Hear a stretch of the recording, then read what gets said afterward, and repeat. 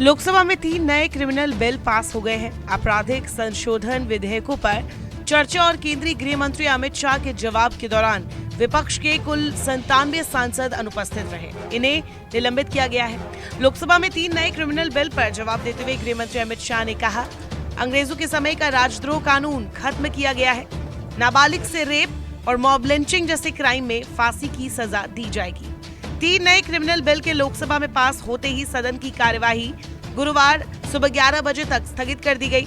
केंद्रीय गृह मंत्री अमित शाह ने कहा कि 3 आपराधिक कानूनों के स्थानों पर लाए गए विधेयक गुलामी की मानसिकता को मिटाने और औपनिवेशिक कानूनों से मुक्ति दिलाने की नरेंद्र मोदी सरकार की प्रतिबद्धता को दिखाते हैं। शाह ने भारतीय न्याय द्वितीय संहिता 2023, भारतीय नागरिक सुरक्षा द्वितीय संहिता 2023 और भारतीय साक्ष्य द्वितीय विधेयक 2023 पर सदन में हुई चर्चा का जवाब देते हुए ये भी कहा कि व्यक्ति की स्वतंत्रता, मानव के अधिकार और सबके साथ समान व्यवहार रूपी 3 सिद्धांत के आधार पर ये प्रस्तावित कानून लाए गए हैं।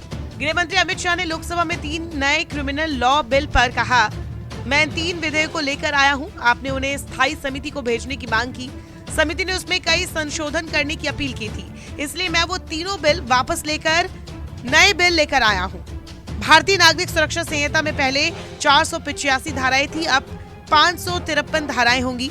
अमित शाह ने कहा, नए कानून में अब पुलिस की भी जवाबदेही तय होगी। पहले किसी की गिरफ्तारी होती थी तो उसके परिवार के लोगों को जानकारी ही नहीं होती थी। अब कोई गिरफ्तार होगा तो पुलिस उसके परिवार को जानकारी देगी। किसी भी केस में 90 दिनों में क्या हुआ, इसकी जानकारी पुलिस पीड़ित को देगी। उन्होंने कहा, कई लोगों ने अलग अलग सुझाव दिए हैं। सबसे बड़ी बात है, इस बिल में कई नई चीजों को जगह दी गई है। जांच को हमने फोरेंसिक बनाने पर जोर दिया है। जांच में टेक्नोलॉजी का इस्तेमाल किया जाएगा। आज के बाद देश में 3 प्रकार की न्याय प्रणाली है। इस बिल के पास होने के बाद देश में एक तरह की न्याय प्रणाली होगी। उन्होंने कहा, आतंकवाद की व्याख्या अब तक किसी भी कानून में नहीं होती थी। पहली बार अब मोदी सरकार आतंकवाद की व्याख्या करने जा रही है। उन्होंने कहा कि सरकार राजद्रोह को देशद्रोह में बदलने जा रही है। गृह मंत्री ने सदन में कहा, मॉब लिंचिंग घृणित अपराध है और इस कानून में मॉब लिंचिंग अपराध के लिए फांसी की सजा का प्रावधान किया जा रहा है। चलिए अब थोड़ा नए बिलों में क्या है ये भी जान लेते हैं। बात करेंगे दुष्कर्म के मामलों की। पहले रेप की धारा 375, 376 थी। अब जहां से अपराधों की बात शुरू होती है उसमें धारा 63, 69 में रेप को रखा गया है। गैंग रेप को भी आगे रखा गया है। बच्चों के खिलाफ अपराध को भी आगे लाया गया है। मर्डर 302 था, अब 101 हुआ है। 18 साल से कम उम्र की बच्ची से रेप में आजीवन कारावास और मौत की सजा का प्रावधान है। गैंग रेप की दोषी को 20 साल तक की सजा या जिंदा रहने तक जेल। प्रस्तावित कानून में गैर इरादतन हत्या को 2 हिस्सों में बांटा गया है। अगर गाड़ी चलाते वक्त हादसा होता है, फिर आरोपी अगर घायल को पुलिस स्टेशन या अस्पताल ले जाता है तो उसे कम सजा दी जाएगी। हिट एंड रन केस में 10 साल की सजा होगी। मॉब लिंचिंग में फांसी की सजा होगी। स्नैचिंग के लिए कानून नहीं था, अब कानून बन गया है। किसी के सिर पर लाठी मारने वाले को सजा तो मिलेगी। इससे ब्रेन डेड की स्थिति में आरोपी को 10 साल की सजा मिलेगी। पुलिस की जवाबदेही पर शाह ने कहा, नए कानून में अब पुलिस की भी जवाबदेही तय होगी। वही देश में कई केसेस लटके हुए हैं। बॉम्बे ब्लास्ट जैसे केसों के आरोपी पाकिस्तान जैसे देशों में छिपे हैं।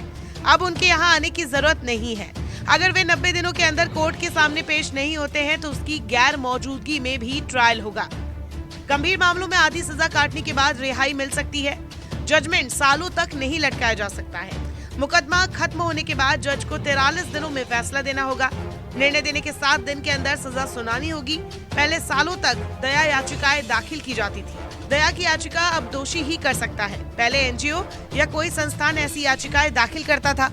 सुप्रीम कोर्ट से याचिका खारिज होने के बाद 30 दिनों के अंदर ही दया याचिका दाखिल की जा सकेगी, जो देश की एकता, अखंडता, सुरक्षा को खतरे में डालकर भय फैलाने का काम करता है, उसे आतंकवादी माना जाएगा।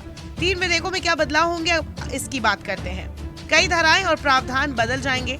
आईपीसी में 511 धाराएं हैं, अब 356 बचेंगी। 175 धाराएं बदलेंगी, 8 नई जोड़ी जाएंगी, 22 धाराएं खत्म होंगी। इसी तरह सीआरपीसी में 553 धाराएं बचेंगी, 160 धाराएं बदलेंगी, 9 नई जुड़ेंगी, 9 खत्म होंगी। पूछताछ से ट्रायल तक वीडियो कॉन्फ्रेंस से करने का प्रावधान होगा, जो पहले नहीं था। सबसे बड़ा बदलाव ये है कि अब ट्रायल कोर्ट को हर फैसला अधिकतम 3 साल में देना होगा। देश में 5 करोड़ केस पेंडिंग है। इनमें से 4 crore 44 lakh case trial court में है। बता दें, नए क्रिमिनल बिल लोकसभा में तो पास हो गए हैं। अब राज्यसभा में इन्हें रखा जाएगा। वहां से पास होने के बाद इसे मंजूरी के लिए राष्ट्रपति के पास भेजा जाएगा और फिर ये कानून के रूप में देश में लागू हो जाएगा। नमस्कार, मैं हूं मानक गुप्ता। अगर आपको हमारा ये वीडियो पसंद आया हो तो इसे लाइक और शेयर जरूर करें और हाँ, हमें सब्सक्राइब और फॉलो करना ना भूलें ताकि आप देश और दुनिया की कोई खबर मिस ना करें। तो जुड़े रहिए हमारे साथ और देखते रहिए न्यूज़ 24।